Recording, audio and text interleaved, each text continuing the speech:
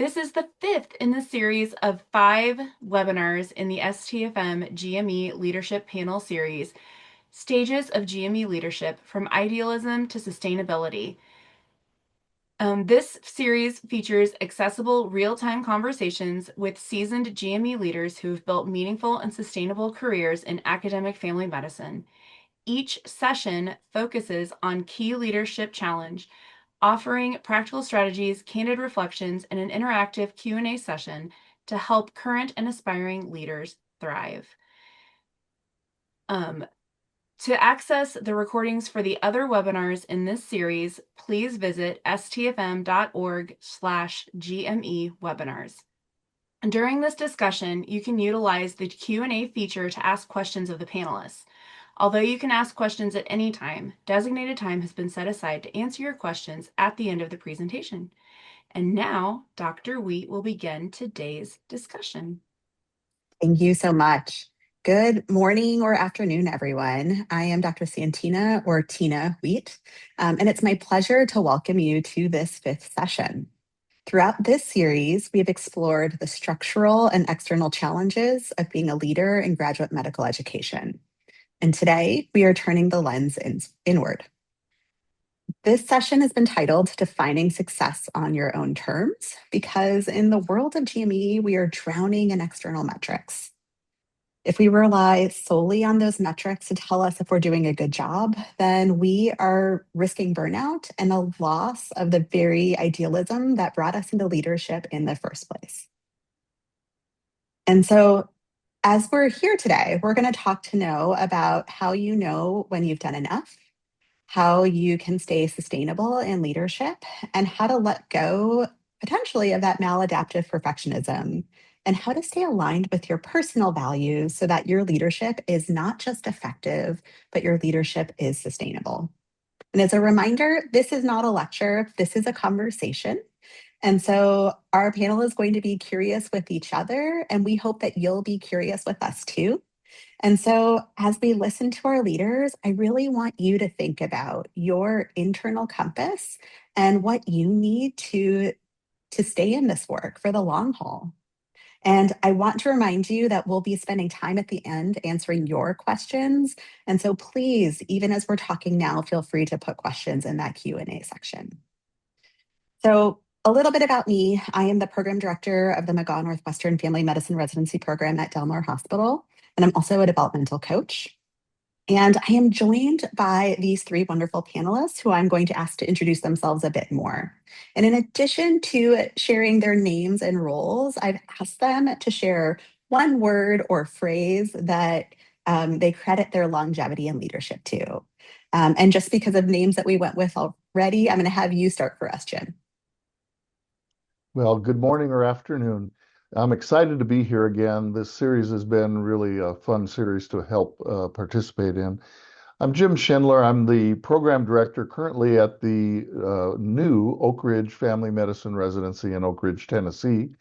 I had an academic career in Houston for a long time prior to that. My word is elpis. It's a Greek word, E-L-P-I-S, and it would be translated hope, but hope as confident, expectant waiting. So in other words, something is going to happen. You're just not sure exactly when that's going to happen. And I think that's what a lot of our careers are involved with. We see a vision, we move forward. We have to have that confidence that it's going to happen, and it does. There's a singer-songwriter, Patty Griffin, who has a song that says, love isn't here, but it's somewhere.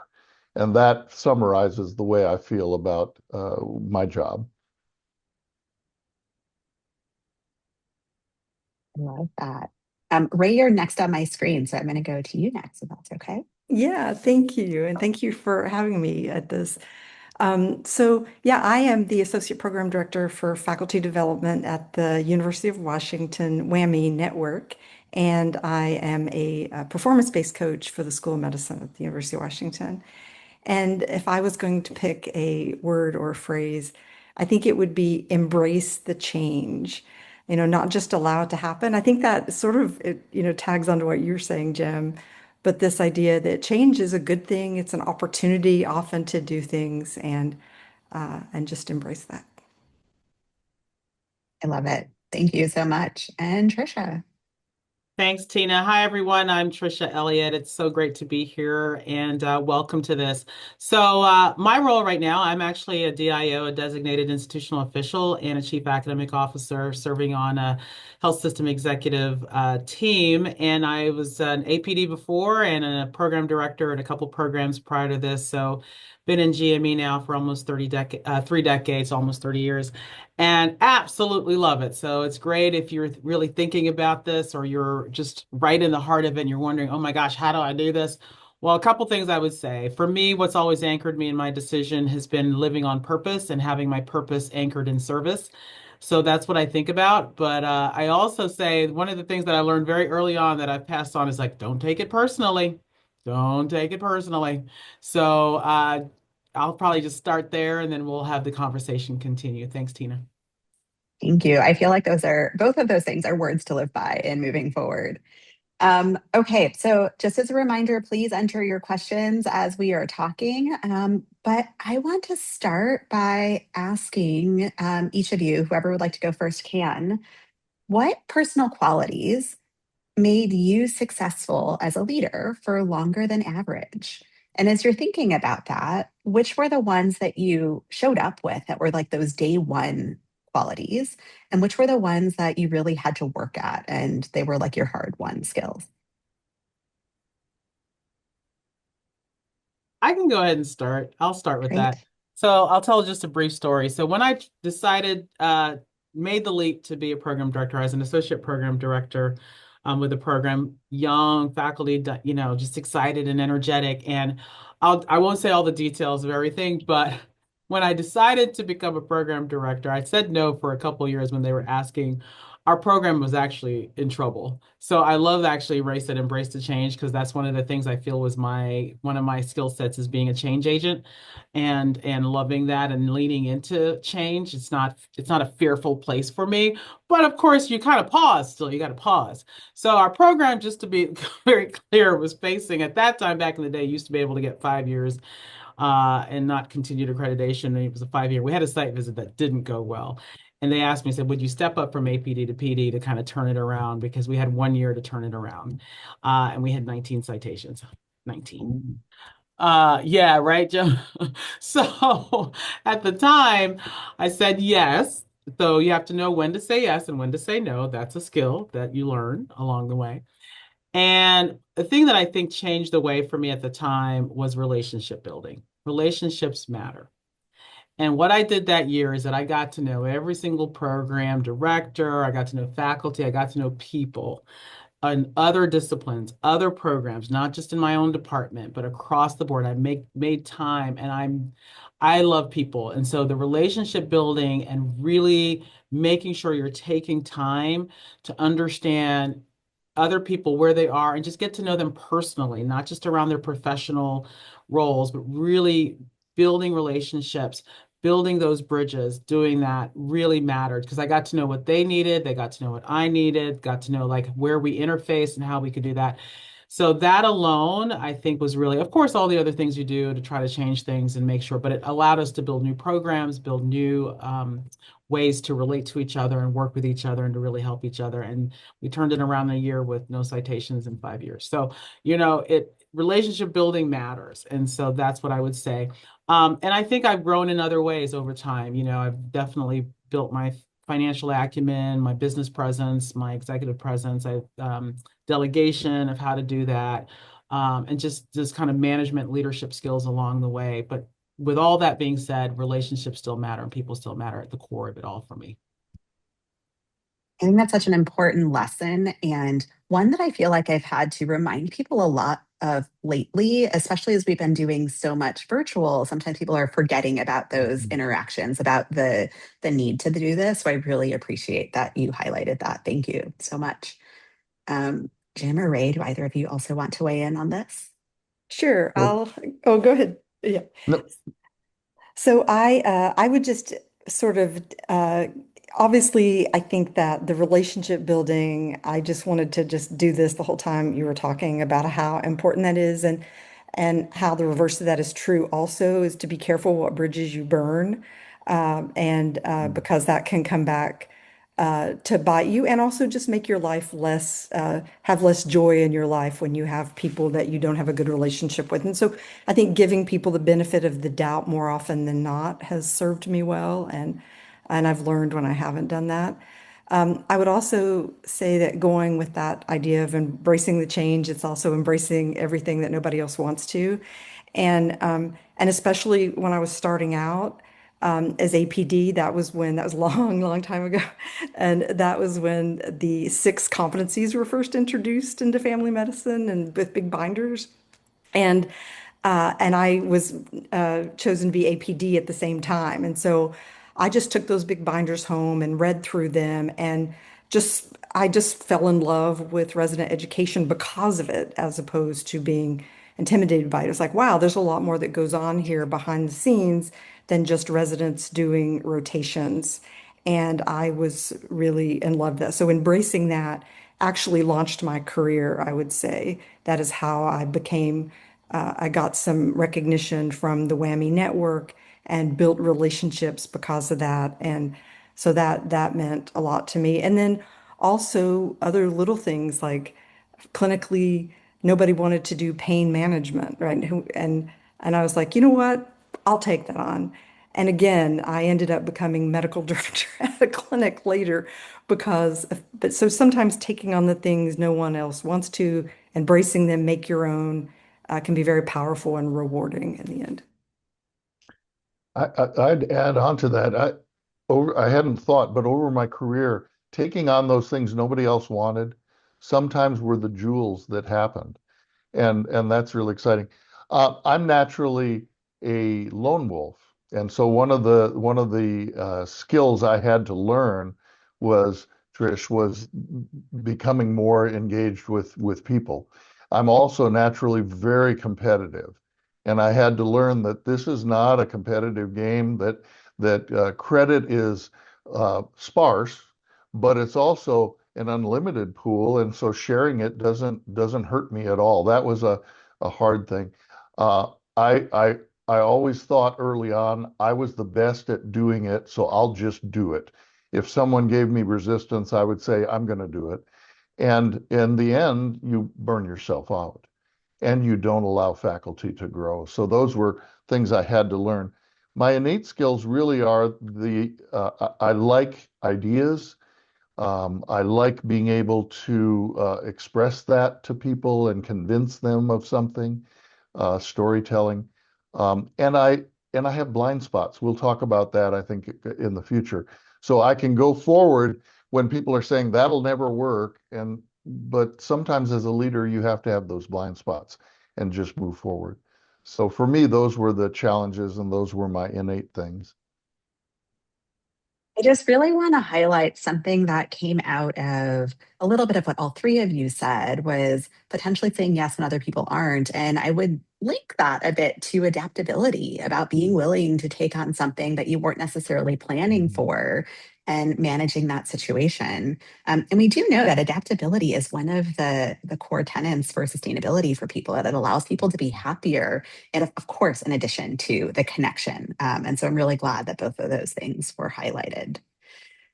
So you both mentioned, or excuse me, all of you mentioned that there were places that you had to grow a little bit. So I would like to go into that. Beyond the typical things that you needed for your medical training, what resources actually changed how you lead in thinking of things like degrees or coaches, mentorship groups? What were the things that were the most meaningful for you?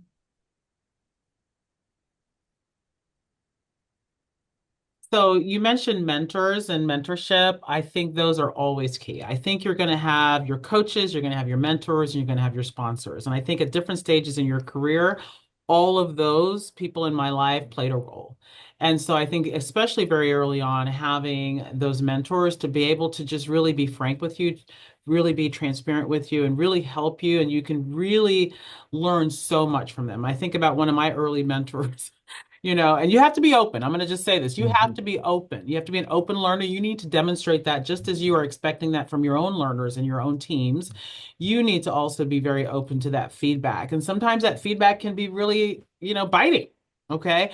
I always say feedback needs to be useful. Yes, we try to come at it with an empathetic tone and do all of that too. And you need to make sure you're ready to hear that. But I also think those mentors can really tell you some really frank things that can allow you to shift and really kind of get you back on track and really adjust that. So for me, one of my early mentors was actually a chair of mine very early on. And I remember when I was a young faculty, because especially when you're just starting into that, you're trying to prove yourself, right? You feel like I got to prove myself. I'm here. I'm supposed to be here. And so that you've got the skill set. You're proving yourself clinically, you're proving yourself in leadership, you're proving yourself in management, all these things.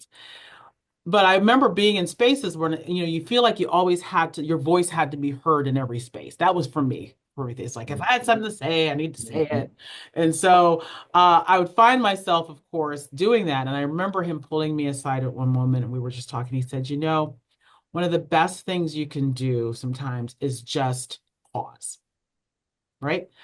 And so my pause button, I teach that all the time about pausing. But the thing he said some things a little bit more colorfully, I would say, but it was basically said you don't have to always mark your territory. Mm-hmm. And so, not everything needs a comment, not everything needs you to put, mark the territory. And that really stuck with me so that when I was in these spaces, it was really like I didn't have to, respond to everything or make my voice and be known for every single comment or position or do that to say that I was there. There were other ways to be able to do that. And so taking that step back and listening and really doing that, and then really thinking, does this really need a moment for me to be able to do that? Is this important? And yes, for sure. When those times are there, I will definitely speak up and I'm always there. Anyone that knows me, I am not shy to make my voice be heard, but I do it very much so balanced way to listen, respond appropriately, think about that. So, yeah, I think mentors are key. And so coaches are also key, coaching you along those times. And I think also later in my career too, I had people who sponsored me, like who really were like, hey, you need to think about Trish Elliott in this space or for this opportunity. And I think those are really key resources to build that network and those people around you. I think I that's love really that. great. We need those mentors and we need them early, right? You need them early in your career. I can think of two people who had that kind of impact on me to say, you're running around like a crazy person and you're doing it all. What's the risk of letting somebody that's under you do the thing? And it was liberating for me. For me, I got a master's in public health shortly after residency, and it was extremely helpful because I thought I was a hot shot coming into that situation in North Carolina, um, and everybody in the class was more expert in healthcare than I was. That first day was a real come up, but it also told me that I'm going to be working with people that don't have an MD or DO behind their name, who know a whole lot. And it really helped me to see that the team was more important than me. The lessons I learned in that MPH year really have carried over for my career. So for me, it was the MPH. Yeah, I was just thinking about what Tricia was saying about looking for mentorship and how important that is, that don't wait for it to find you, Mhm. that you really do have to seek it out and find the person that inspires you and that believes in your potential, I think. I think that that's sort of where I have grown the fastest and with the most joy is when I had someone who believed in my potential even before I did. And then you really want to rise to the occasion, right? So I think, surrounding yourselves with people who challenge you, but in a good way, it means a lot. And then I would just add to not only personal mentorship, but I feel like being part of a bigger network, being part of the Whammy network where you have an opportunity for mentorship in different ways, looking for those kinds of opportunities and really STFM, I mean, not to, sell it it's an amazing organization of people who will build you up and give you opportunity if you look for it. Hey, I just have to say, Ray, we're on the same page. I was just about to say STFM too. I love that you brought that up. I know this is an STFM webinar, but it's been deeply formative for my own personal and professional development, being a part of this great organization. And so I'm glad that those are here. And of course, as you are also, our participants are mentoring others. Don't forget to really connect them into STFM. It's really my place where I feel anchored also. Yes, I'm a member of many professional organizations, but it is that home program and home organization for being that educator in family medicine and in so many other ways too. So I definitely say it's broadened my whole lens in terms of leadership and having the resources available. So since I was a resident and early faculty, and so I just I do want to say thank you for sharing that. I just want to the comment about the mentorship a little bit in that I think that we talk a lot about mentorship early in careers, and I don't think it stops there. I think that the people that I've seen that have been successful, even if it's not a formal mentorship relationship, can point to somebody else at many stages of their career that can say, "Oh, this person helped mentor me in this situation," or they were able to share something different. I did the Leads Fellowship with ADFM, and one of my Leads cohort members did a research project on mentorship, and the mid-career and late career faculty, they were ones that were raising their hand asking to be paired for mentors as well. So I don't think that benefit ever goes away, especially if you can do it in a way that's intentional and is beneficial for both parties.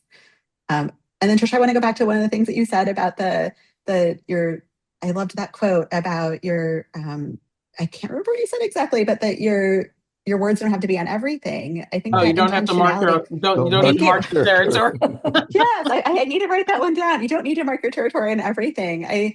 One of the things that I think is really important as I'm supporting folks is having that intentionality of when you speak up, that intentionality of when you let somebody else speak up, can really be helpful. It can help you let others grow in that process too. I Absolutely. recently had someone in our organization that was exactly there. And she didn't ask me to mentor, but we met and she said, "Why am I not gaining traction? How do you see me?" And I said, "I see you at every meeting going like this. I could do that. I have an idea on that." And I said, "Find a thing that you can accomplish." And people will say, "She's not the person sitting waving her hand. She's the person that gets things done." She's now our chief information officer. She just shot right. She had so much talent. She shot right up to the top. Um, we all need people to give us feedback about our performance, and it was a great opportunity for me. Great. Anything else that any of you all would like to share about significant trainings or resources that changed how you think about leadership? I would just say I like that Jim brought up the fact, he pursued an MPH, did all of that. And I want to just say it's never too late. It's never too late to Mhm. fine-tune skills or to do all that. I think yes, over time I learned a lot of skills, like I said, along the way, building those things, as I said, around strategic thinking, systems thinking, all of these other things that I think become important for you, how to paint that vision, how to really build that and help your teams and leaning into that. And I've taught about these different leadership. But even for me, I wanted even a little bit more. I wanted to understand that. And so like I said, it's never too late. I am just graduating. I just graduating, as you see probably there, with my MBA and Master's in Healthcare Leadership Management, and I'm not young in the field. So if you feel you need to go back and do some things, or you just have that dream to do that, and to just, and I think the greatest value for me was that I did a program where I did with other physicians that now I've got another network of Mhm. Hmm. physicians across different specialties across the country. Like it's like, oh my gosh. So yes, anybody questions on that, let me know. But that is so important. It's never too late. We are lifelong learners. I was just thinking Congratulations. Trisha's like espousing growth mindset now. Yeah, yeah. And how, but that gives you joy. It gives It you a lot of, does. right? You don't feel it gets stale and it opens up new pathways. And for me, I was thrust into doing addiction medicine directorship because again, nobody else would do it and this clinic was going to close. And I ended up doing the fellowship, an addiction fellowship, because I wanted to know more and be good at it, right? And this was just not that long ago. So as Tricia was saying, you never get too old to learn. You can always teach an old cat new tricks. And so that, but I think that's a good thing. AI, embracing that and making it your own and never feeling victimized, by what's coming at you. Just go Absolutely. for it and learn about it so that you can own it and in a good way. Yeah, and I think too, I think on a little thing, I think communication skills, learning those. And I remember the first time our behavioral health faculty did a talk on motivational interviewing years Mm. ago, and that Hmm. literally changed my every relationship I had with my husband, with my daughter, and with my patients, of course, but also with my colleagues, just to be the power of listening to Yeah. people. And Yeah. so, always looking for those opportunities to learn. That's awesome, right? Wonderful. Okay, I'm going to switch our gears just a little bit. And I want to talk a little bit about how you balance your work, your life a little bit, and how you maintain this. And so, one of the questions is the always being on. So, how do you distinguish between feeling like you're available for your team and being consumed by your team? Mm, What's your personal early warning sign that your harmony or your balance, whichever word you prefer to use for yourself, is off? mm, I can take that. I think for me, I try to really stay in tune with that because I'm so grumpy when I'm not balanced. I was gonna So that's one of the signs.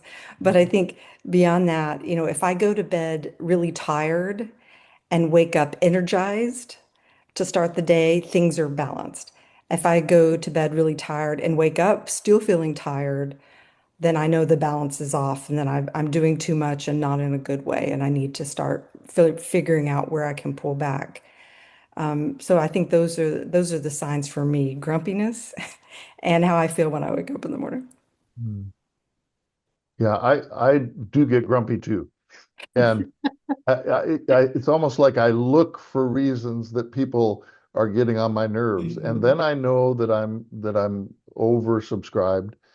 It's a balance between being kind of visible and invisible as a leader. You need those times sometime where you're behind the door, you're reflecting, you're working on something, and no one has access to you or no one can get at you.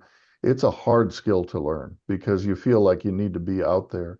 But I get irritable. I can relate to all of that. I will say, for me, it's and that's why it's good to have people around you that know you and Mhm. that they will just kind of point out some things. Just like, okay, Mhm. either you're a little more short with people, or I'm a little like you said, grumpy, or I withdraw because I gain energy. I'm an extrovert, so I gain energy from others. But if I start to withdraw too much, or I'm like blocking too much, and it just that availability for me is not there as present, then there's something off right there for me. Not to say that it's not good. There's the times you have to withdraw, you have to recharge, you have to do that. But that tends to be where I find my energy from others in doing the work.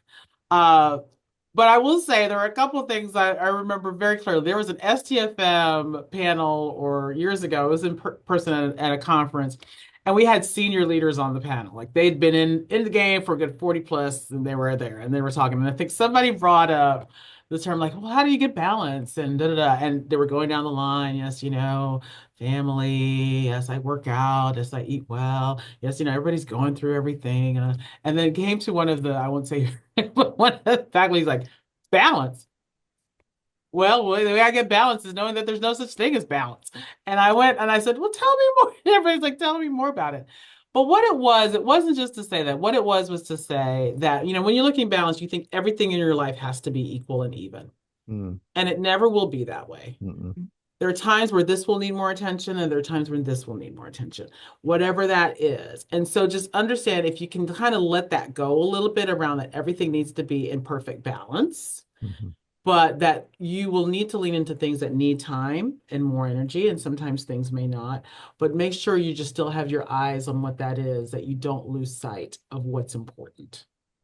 And that another thing I learned from another faculty member years ago was that things happen in seasons.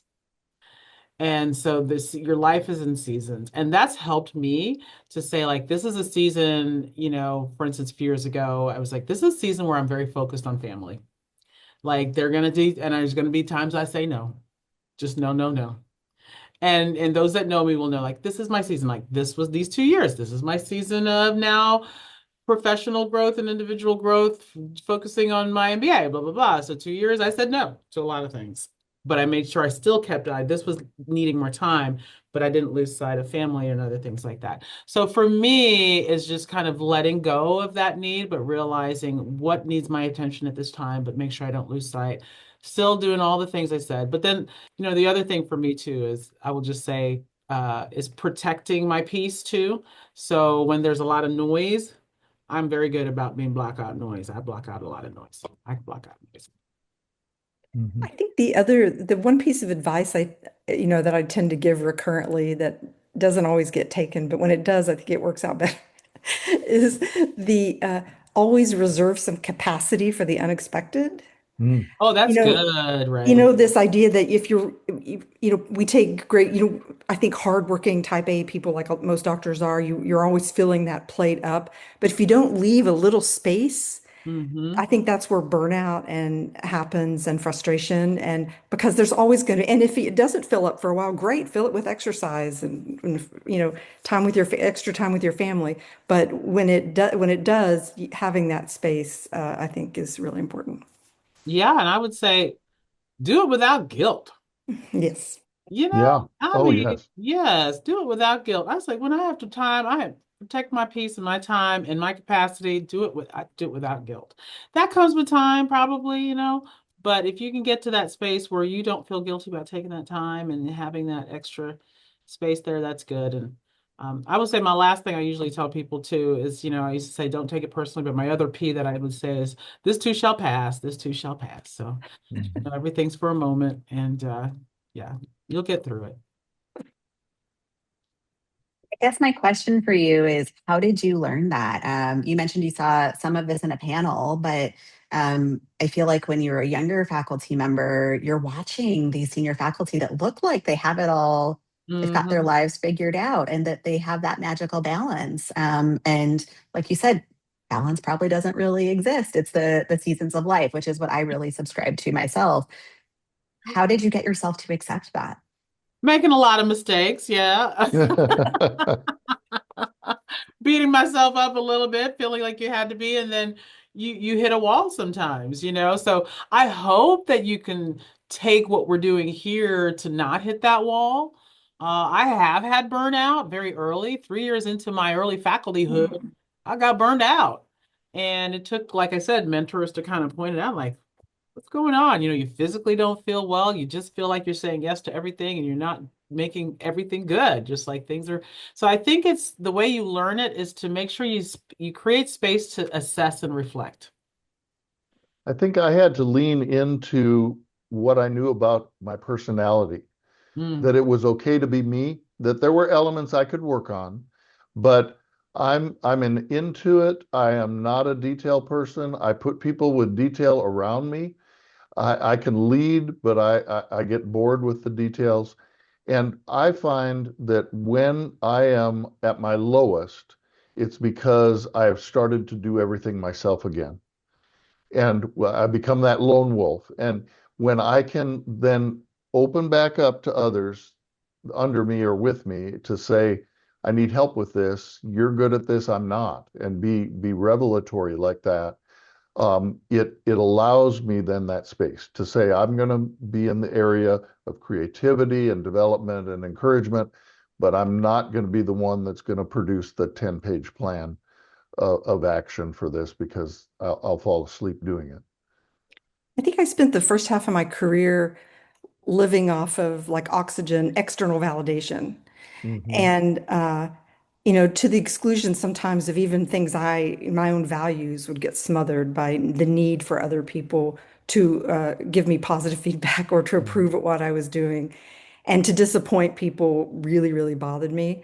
Mm, So a little bit of that was actually healthy because, you do tend to reserve capacity and things like that because you don't want to disappoint people. And if you're always over committed, you will, that's what over committed means. It means you can't meet all your commitments. But I think it's counterproductive long term. And so I feel one of the things I feel grateful for with age is the ability to, uh, uh, give myself some positive reinforcement for a job well done. And me not getting it externally doesn't necessarily mean it wasn't a good job. I I'm gonna think lead that's in. right. Go ahead, Tina. No, I was going to ask another question, but go ahead.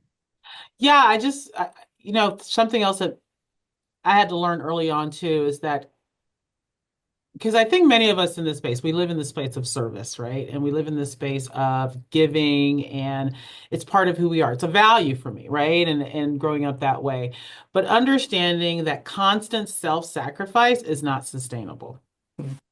And so for me, it's just like if I want to stay in the long game, which I want to stay in the long game with this, they have to have some limits, right? And so I think finding what your own limits are and how you can do that while still maintaining your value was very important to me. And so I think having that mindset where um, like I said, not every opportunity is going to be a good opportunity, but what am I trying to do? My success is based on actually sustainability, impacts and Mm. sustainability. And so am I having an impact? Is my impact waning? Am I not doing what I'm doing? Is it not being, that way?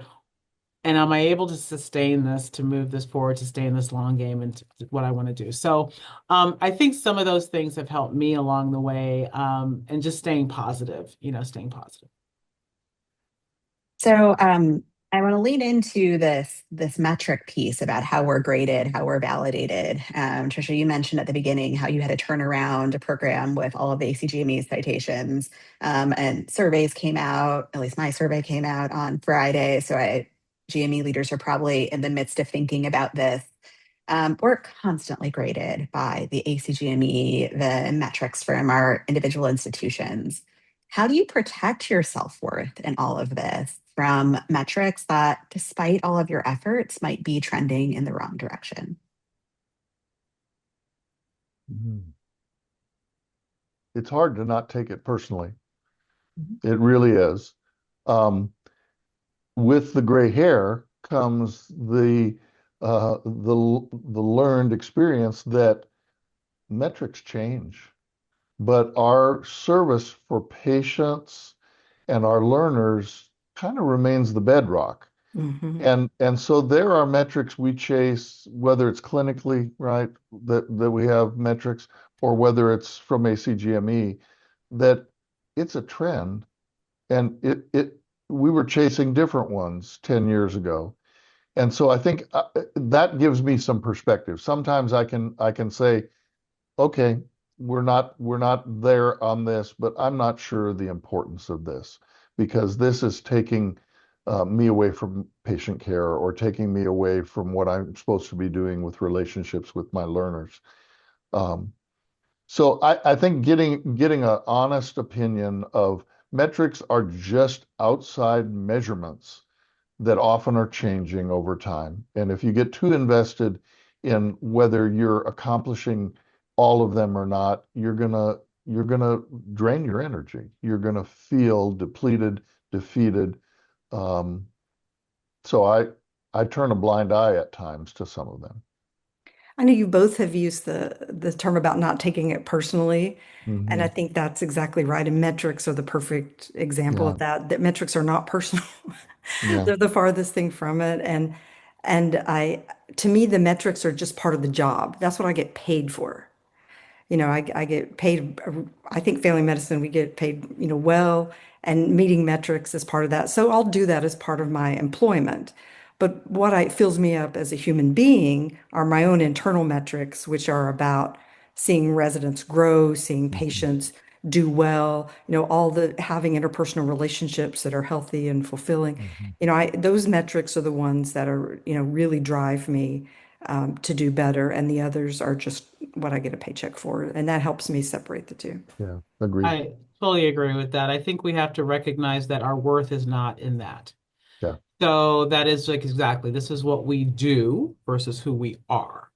Mm. So I think that's where also the other thing for me that I've learned along the way is to give grace to myself and give grace to others.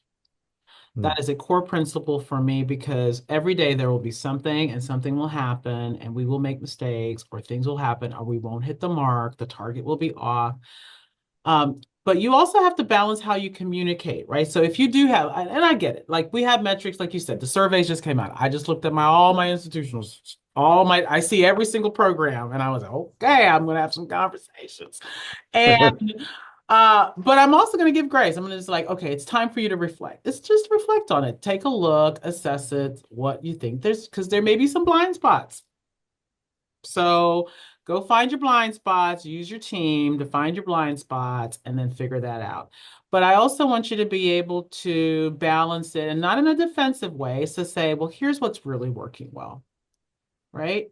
So these are the metrics working well. These are the ones we're continuing to prove and have an action plan.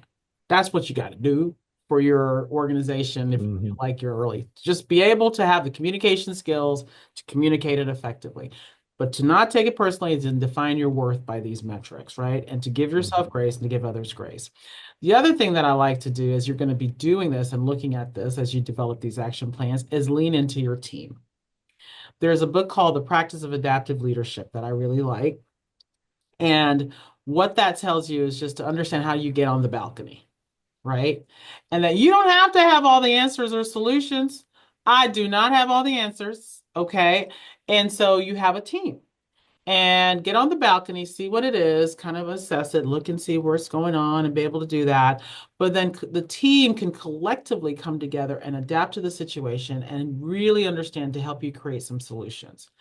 That's how you try to do it. How can we do this together to be able to see what do you see from this and learn from your team to be able to create solutions together and empower them to do that collective wisdom and collective solution building. So that's kind of how I think about it. So I heard in this conversation so many things. I heard about mindset. I heard about grace for yourself. I heard the relationships and our true purpose. And I heard teamwork. All of those things are key to helping us move forward with sustainability. I feel like I'm going to want to go back and listen to this conversation again myself, especially on the days that I need it.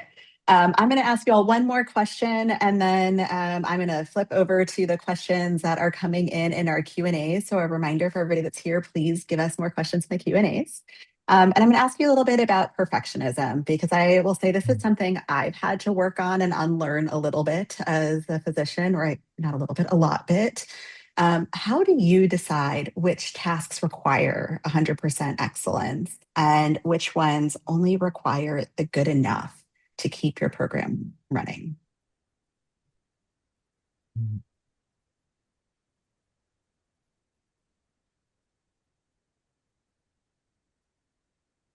It's I a think hard one. Yeah, go go ahead. ahead, please. It's a hard one to try to tease out. Um, I'm a clinician at my core, so if it involves patient care, I want to be excellent. If it involves my learners' development, I want to be as good as possible. If it involves a report that has to go uphill to an administrator and it's the fifth one today that they're asking for, maybe I'm not going to go for perfection there. I'm going to give them what they need, but I'm not going to work as hard at that. So I think we've talked a lot about reflecting internally and saying, what's our core? What's our purpose? Where are we at? The things that are really core to what we want to do, I think you have to lean in.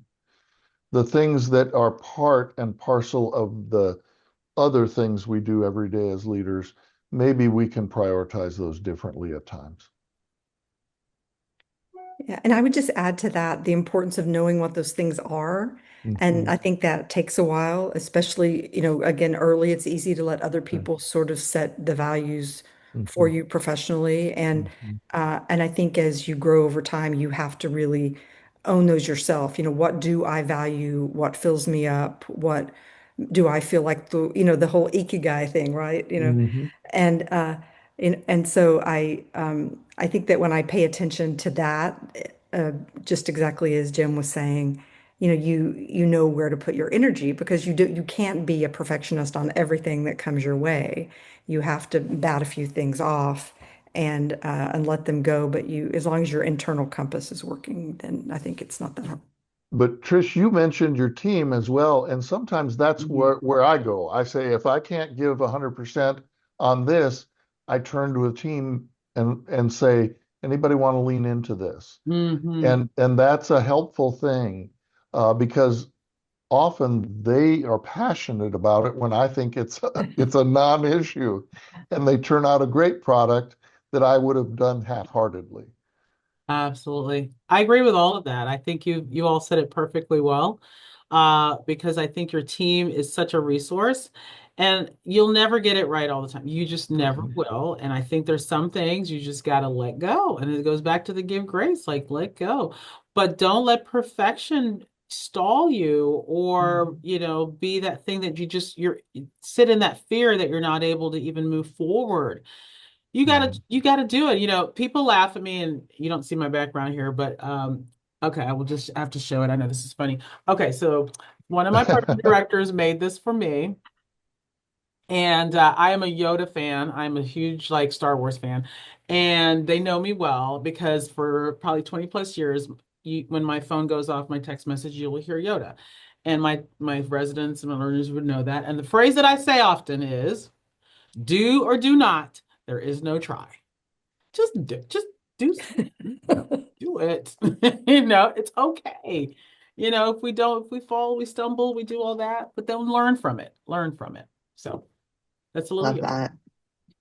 that. At home, I have in my little home office space a quote that is, do not let perfect be the Huh? enemy of good." And me of good. Just Mhm. because that's what it is for me. That's what I've had to unlearn, that thinking I have to do something perfect before I send it in. Yeah. And you don't always need that. You don't always need the extra 2 hours when maybe the 5 minutes was plenty. And there's no such thing as perfect Right. anyway. And a lot of times, if you'll get something to where it's a certain, and then let other people in, that's where something better will arise. If Mhm. you wait too long to share and get other Mhm. people's feedback, you probably will have a less perfect product anyway. Yeah. Okay, so I am going to jump into the questions that we have started getting from our audience. The first is Harvard Business Review has famously asked and studied the question, why would anyone want to be led by you? Ah, Tough empathy is one of the themes of that research.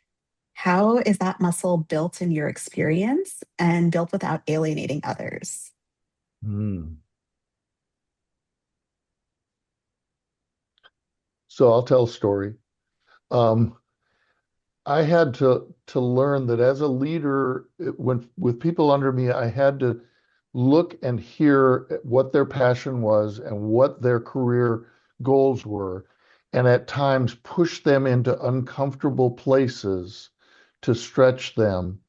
Um, uh, in a role. I did that with a young faculty member doing a home visitation activity and got called out by that person in front of a bunch of residents and faculty and had to take them into an exam room and say, okay, that wasn't appropriate, but you are going to do this because this is going to help you in your career. And later got feedback that it had been a really good thing for them to do. I think that tough empathy is really part of what we do because they may not see the skills that we see in them. They know what their passions are, but we stretch them. And it's important that a leader stretch people in their team. fully agree with that. I love that you said that, Jim, because I always say people first need to know that you care, Mhm. that you truly care about them, and that I value you and I want the best for you. Yeah. For me and all that, that's been the thing for me, even when you're dealing with learners or faculty or each other or Yeah. anybody else on your team.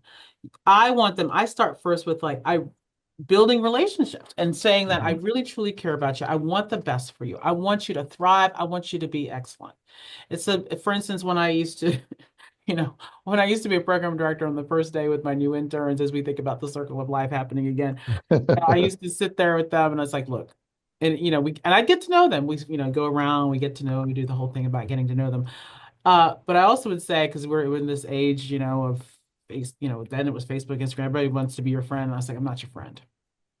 Now, after you graduate, after July 1st, you graduate, we can talk about that. But I am the person that's going to be in your corner. And I want you to be an excellent, excellent doc out there doing amazing things and leader in your community and doing all the things. And I will do everything in my power to help you do that. And I want that for you. And if they know you truly, authentically care, then you can have that ability to really be frank and give that feedback and share. This is why we're talking about this, to Jim's point. But you got to start with true care. But then I'm hoping why they want to be led by me is that I'm inspiring them to reach their highest self and to be amazing people. Yeah. And that base of trust is so important. Yeah. Because then they know that you're telling truth. You're stretching them, but it's based on truth and your feelings for them. Yeah. And those relationships are best when they're pre-existing. If you wait to try to build relationship in the midst of chaos or issues, it's much more challenging. And so always being aware and building a culture of trust, as you were saying, I think sets the stage for success in that. And then the only thing I would add is the importance of clear expectations. I think that when you're thinking of giving someone feedback with empathy, but you still need to give them feedback. It comes across a lot better if it doesn't feel personal, right? These are the expectations. Everybody knows what these expectations are. Let's talk about, from a coaching perspective, they letting them come up with what's happening. I think that, as I learn more about coaching, I think that has really helped me a lot in these kinds of conversations where you really just be curious, ask questions. They have the answers, all of that stuff I think is really real. And having a relationship that allows for that to start is makes it more successful. Ray, I think you're so right about the being clear on the expectations. We think about I think it's Brene Brown that says clear is kind, unclear is unkind, right? So clarity is key. If I could add to all of what y'all said too, when you have these conversations, when you start those conversations with curiosity, it also helps with that trust factor. It also helps with that sense of you don't just care about the actions that happened, you care about their growth and where they were coming from. And I have found that to Ray's point about when learning more about coaching, that when I started those conversations more often with that, all of a sudden, those really hard conversations, of course, don't go away, but became so much more meaningful and helpful for the folks that I am mentoring along the way. I have another question here for you. Could someone speak to the advantages of knowing your personality type? And the example given here is the Myers-Briggs. I'll also throw in the DISC assessment, but whichever one you might want to talk about. I love this question. I will say, having done Myers-Briggs and taught it for a long time and starting with every new team with something like that or some sort of assessment, right? We've done Myers-Briggs, we've done DISC, we've done all the different types, right? Strength finders, whatever it is that you do. My team now lately has been into Enneagrams. And so they started it with me and then they were thinking I was one type for like a year and a half, 2 years. They thought I wasn't, and I finally did it. And they're like, oh my gosh, now it makes sense. I'm like, yeah. And so I would say, whatever it is you do, knowing yourself first is key to be able to know your team and build your team and move forward. And knowing your team, those aspects of them, helps you to build them up and to really strengthen how you move forward and strengthening them. So I think whatever you do, knowing yourself first, it starts with self, will help you be an incredible, better, grounded, more direction focused, more visionary leader, and understanding your own strengths. So I say whatever it is you do, and then do it like with a team, First Hmm. time when I did it with my, years ago with Myers-Briggs, and we did it. I've done it with a couple teams, but years ago we started with that. And I'll just say be fully transparent. I'm ESFF J, sometimes mostly P probably. I flex on like P and J's and S and N's, but I'm very much an E and very much an F. And so it's funny because we had like a Star Wars thing where we had everybody, and then we'd put the team up there too, like which Star Wars character are you, or which character are you? Which people really got into it. And so the joke is that I have a lot of T's on my team, and which are awesome. I love having T's on my team because they're like, if they're feeling, send them to Dr. Elliott because they're feelings. And so I love feelings. So anyway, I think it's great. I love that point about just it doesn't matter what you do, but the point is to, have to be able to reflect on who you are and to be consistent in that. And I also think that that sort of they're great for team building. It's not really what the score is, it's the discussion about it and how people relate to one another. And sometimes that framework, I think, helps that a lot. We've used them as well, and I think it helps the team to say, I fit. I see how I fit. I see where my value comes. For me, it was learning very I, and very J at the end. But knowing my limits was more helpful than knowing my strengths, because then I could bring people around me Mm. that helped me in those areas. And I didn't have to feel guilty about it. I could work on those areas, but I can tell you at 60 something, they're not changing dramatically anymore. I have one last question for you all. I am hearing that all of you over time have learned to get better at self-assessment. Mhm. What do you think those who teach residents can do to help the residents to get better at self-assessment? Learn more coaching skills. Create space. Not wrong. Yeah, I Yeah. think that's good. Yeah. I would say create space, make it intentional. So make it a part of your curriculum, make it a part of your didactic, make it a part of what they do as part of their learning portfolio, doing that, whatever skills group you do that. And then I think start with yourself. And I role think model it. being a transparent Hmm. leader and a vulnerable leader is part of it. So show your own assessment and say who I am. This is what I've learned from myself. This is how I've grown from it. Because you got to start with yourself. And I think that Yeah, they see it modeled, they'll be able to do that. And if you can have other faculty model it too, it can be very helpful. yeah. We talked about trust before. That builds trust. Being open and transparent with our strengths, our weaknesses, and how we have gotten to where we are can help them trust us that we will be gentle with their growth as well. We only have 2 minutes left, and so I just wanted to ask if there are any last comments that each of you would like to share. This was This has fun. been, yeah, this has been a fun series, and I was involved in the kind of the thinking about it beforehand.